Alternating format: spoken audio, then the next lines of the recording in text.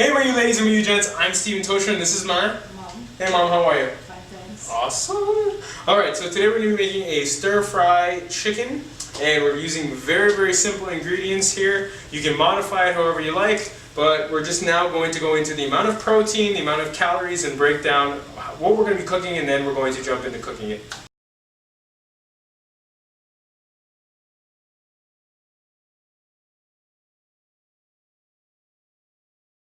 So we have 160 grams of chicken here, which totals to about 35 grams of protein. We have 10 milliliters of extra virgin olive oil. I choose to actually fry it. Sometimes if you want, you can just throw it in the microwave and it'll taste pretty good as well. And it's also 100 calories for a little bit of oil, but sometimes you need that flavor, especially if you've had a long day or you've had a small workout or something like that. If you would like as well, you can add around maybe 240 grams of vegetables, which is around 100 calories depending on the vegetables. And for spices, I just chose something simple, which is salt and pepper, where I chose some chili, some garlic powder, and some parsley. You can always use soy sauce, you can use Worcester sauce, you can use any form of maybe even teriyaki sauce, but if you're going to do that, I would suggest not using the oil if you want to keep it under 400 calories total. So Mom, what are we going to be doing first? Well, we're going to first of all put the oil in. And that's around 10 milliliters. Is that okay, or is that too much for a single bigger serving? Yeah, it's fine. Yeah. So I'll just put that in now. And you put it in the center of the pan, and you usually like try and let it get around. Well, first of all, you put it in the center, and then you try and whirl it around. And you usually do you preheat the oven usually? Or sorry, the stove? Yeah, of course. Okay. Now, the chicken and the vegetables are both frozen. How long does each one need to take for cooking, and what times would you put each one in? Well, if you put the chicken and vegetables together, like they can cook for 5 minutes and then it'll completely thawed.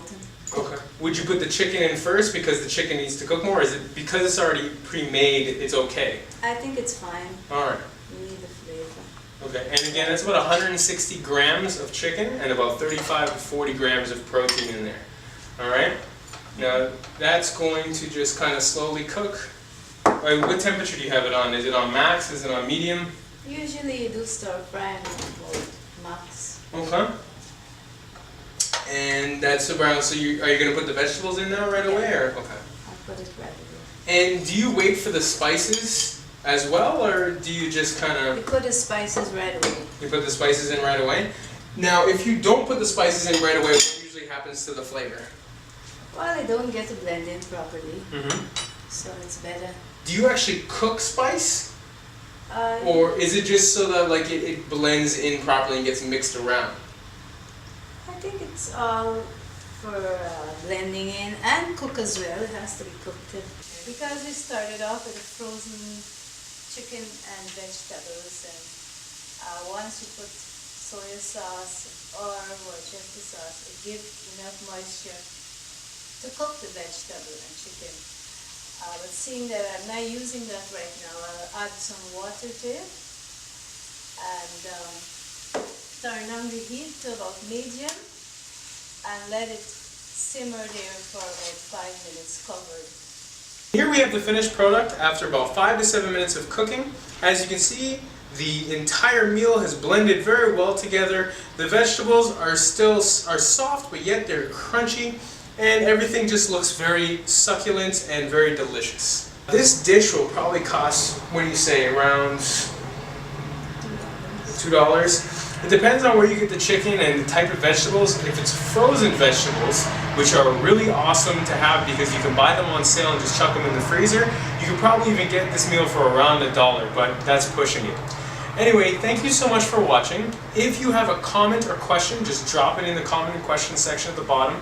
If you want to check out the website or the blog, it's right in the description area. And I just want to say thank you so much for watching. Have yourself a wonderful day, evening. God bless. Oh yeah, and if you like what I'm doing, please tweet, tumble, like, share, thumbs up, plus, pin, or do whatever you do, and please subscribe.